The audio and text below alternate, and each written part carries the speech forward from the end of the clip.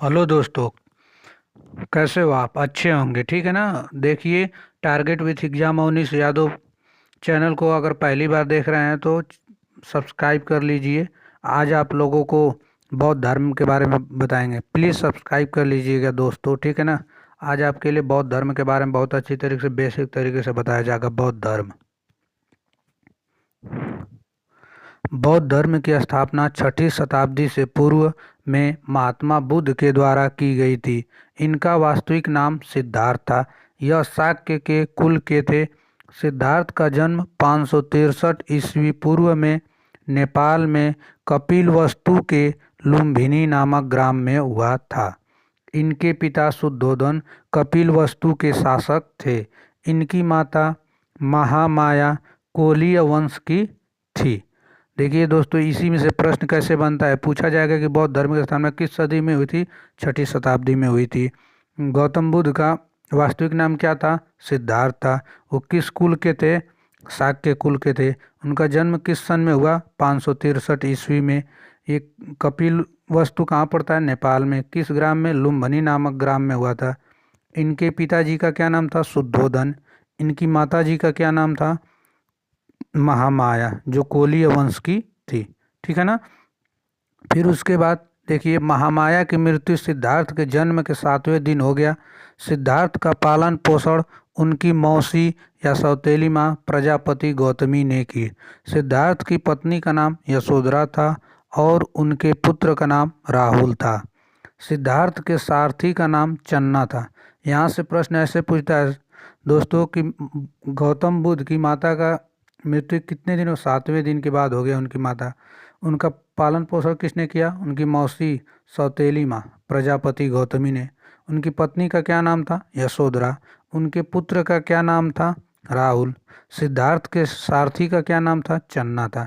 इसी तरह का प्रश्न बनता है, ठीक है ना। अगर हमारे चैनल पहली बार जुड़े हैं तो हमारे चैनल को सब्सक्राइब कर लीजिए। वीडियो अच्छा लगता है दोस्तों तो लाइक कीजिएगा, ठीक है ना। अगला, सिद्धार्थ ने 29 वर्ष की अवस्था में गृह त्याग दिया। इस घटना को महाभिनिष्क्रमण कहा गया। अलार कलाम सिद्धार्थ के पहले गुरु थे। सिद्धार्थ को ज्ञान की प्राप्ति 6 वर्ष के तपस्या के 35 वर्ष की अवस्था में बिहार के बोधगया में पीपल के वृक्ष के नीचे निरंजना नदी के किनारे अरुवेला नामक पहाड़ी पर पूर्णिमा की रात हुआ था। यहाँ से प्रश्न पूछता है किस अवस्था में उन्होंने? 29 वर्ष की अवस्था में। जब वो घर को त्याग दी, उसको उस घटना को क्या कहा जाता है? महाभिनिष्क्रमण कहा जाता है। सिद्धार्थ के पहले गुरु का नाम क्या है? अलार कलाम है। कितने वर्षों बाद ज्ञान प्राप्त हुआ? 6 वर्षों बाद। उनको कहाँ ज्ञान प्राप्त हुआ? बिहार के बोधगया में पीपल के वृक्ष के नीचे। कौन सी नदी है? निरंजना नदी है। कौन सा पहाड़ी है? अरुवेला नामक पहाड़ी पर। किस रात को हुआ था? पूर्णिमा की रात को हुआ था। ठीक है दोस्तों, अच्छा लग रहा होगा। अच्छा लग रहा है तो लाइक कर दीजिए, ठीक है ना। फिर उसके बाद उनके ज्ञान की प्राप्ति को निर्वाण कहा गया और उन्हें बुद्ध कहा गया। ज्ञान से प्रकाशित व्यक्ति बुद्ध कहलाता है। बुद्ध ने पहला उपदेश उत्तर प्रदेश के सारनाथ में दिया। इसे धर्म चक्र प्रवर्तन कहा गया। बुद्ध ने अधिकांश उपदेश श्रावस्ती या अयोध्या में दिया। यहाँ से ऐसे प्रश्न बनता है, ज्ञान की प्राप्ति को क्या कहा गया? निर्वाण कहा गया। ज्ञान से प्रकाशित व्यक्ति को क्या कहा जाता है? बुद्ध कहलाता है। बुद्ध ने पहला अपना उपदेश कहाँ दिया था? उत्तर प्रदेश के सारनाथ में दिया था। जो सारनाथ में दिया, से वो क्या परिवर्तन हुआ? धर्मचक्र परिवर्तन कहा गया। बुद्ध ने अधिकांश तो उपदेश कहाँ दिए हैं? श्रावस्ती अयोध्या में दिए हैं। इसी प्रकार का प्रश्न बनता है दोस्तों, अगर हमारे चैनल पर पहली बार जुड़े हैं तो हमारे चैनल को सब्सक्राइब कर दीजिए। अच्छा लग रहा है तो लाइक कर दीजिए, दोस्तों के साथ शेयर कीजिए। ये बुद्ध के बारे में आप लोगों को पूरा डिटेल से बता रहा हूँ, कहीं पर भी इससे ज़्यादा बताया जाएगा नहीं, ठीक है ना। देखते रहिए। बुद्ध के सबसे प्रिय शिष्य आनंद था। महात्मा बुद्ध की पहली महिला शिष्य उनकी सौतेली माँ प्रजापति गौतमी थी तथा दूसरी महिला शिष्य उनकी पत्नी थी। बुद्ध की मृत्यु 80 वर्ष की अवस्था में 483 ईस्वी पूर्व में उत्तर प्रदेश के कुशीनगर में हुआ। इनकी मृत्यु को महापरिनिर्वाण कहा गया। अब यहाँ से प्रश्न बनता है कि बुद्ध के सबसे प्रिय शिष्य कौन था? आनंद था। महात्मा बुद्ध की पहली महिला शिष्य कौन थी? उनकी माता सौतेली माँ प्रजापति गौतमी थी। गौतम बुद्ध का मृत्यु किस अवस्था में हुआ? 80 वर्ष की अवस्था में हुआ। किस सन में हुआ? 483 ईस्वी में हुआ। उनकी मृत्यु किस प्रदेश में हुआ? उत्तर प्रदेश के कुशीनगर में। उनकी मृत्यु की घटना को क्या कहा जाता है? महापरिनिर्वाण कहा गया। इसी तरह का प्रश्न बनता है। ठीक है दोस्तों, आप लोगों को अच्छा लग रहा होगा। अगला है बौद्ध सम्मेलन या संगीतियाँ। प्रथम बौद्ध सम्मेलन 483 ईस्वी पूर्व में राजगीर बिहार में हुआ था। यहाँ के शासक अजातशत्रु जो हर्यक वंश के थे, इसकी अध्यक्षता महाकश्यप ने किया। इसका परिणाम यह हुआ कि इसमें 2 पुस्तकें लिखी गई, सुत्त पिटक और विनय पिटक। इसका परिणाम हुआ सुत्त पिटक और विनय पिटक लिखे गए। अब पूछा जाएगा कि हर्यक वंश का शासक कौन था जो 483 ईस्वी में बौद्ध सम्मेलन प्रथम करे? अजातशत्रु। प्रथम बौद्ध सम्मेलन का अध्यक्ष कौन था? महाकश्यप था। प्रथम बौद्ध सम्मेलन किस सन में हुआ? 483 ईस्वी में। प्रथम बौद्ध सम्मेलन कहाँ पर हुआ? राजगीर में। राजगीर कहाँ पड़ता है?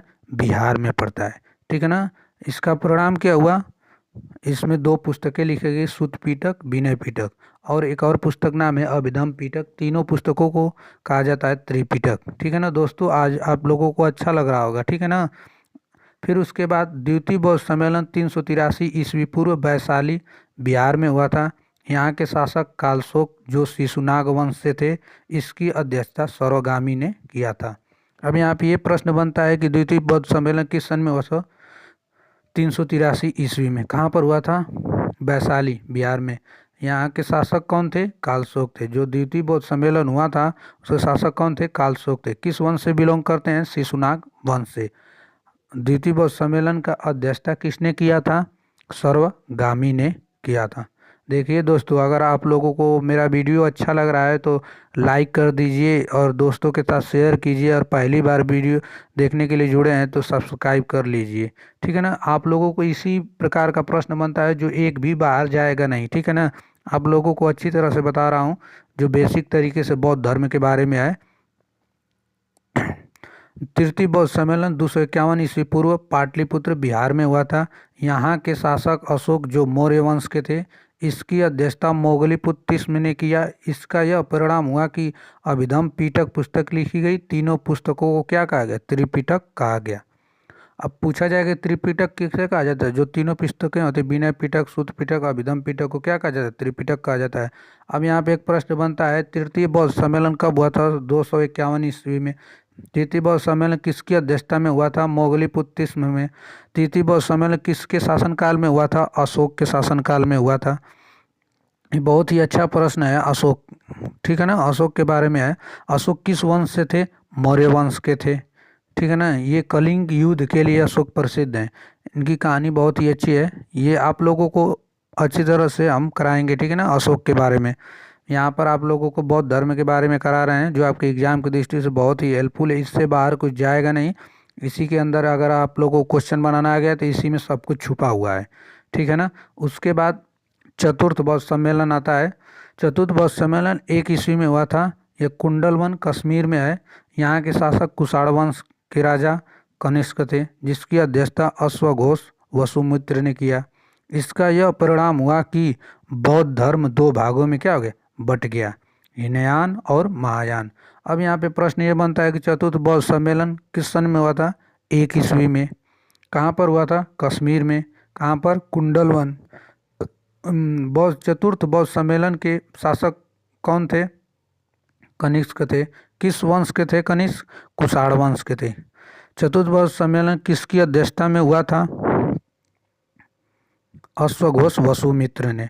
इसका परिणाम क्या हुआ? बौद्ध धर्म 2 भागों में बट गया, हीनयान और महायान। हीनयान और महायान। हीनयान और महायान के बारे में आप लोगों को अच्छी तरह सिखा देंगे, जो आप लोग को समझ में आ गए।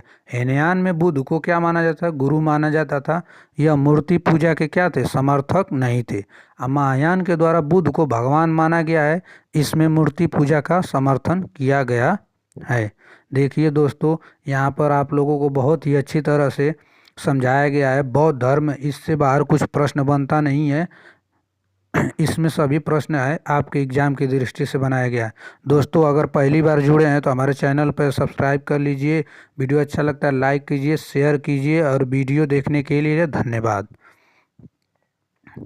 देखिए दोस्तों, ये बहुत ही अच्छी शायरी है। अगर हमारे चैनल पहली बार जुड़े हैं तो चैनल को सब्सक्राइब करना ना भूलें। वीडियो देखने के लिए धन्यवाद दोस्तों।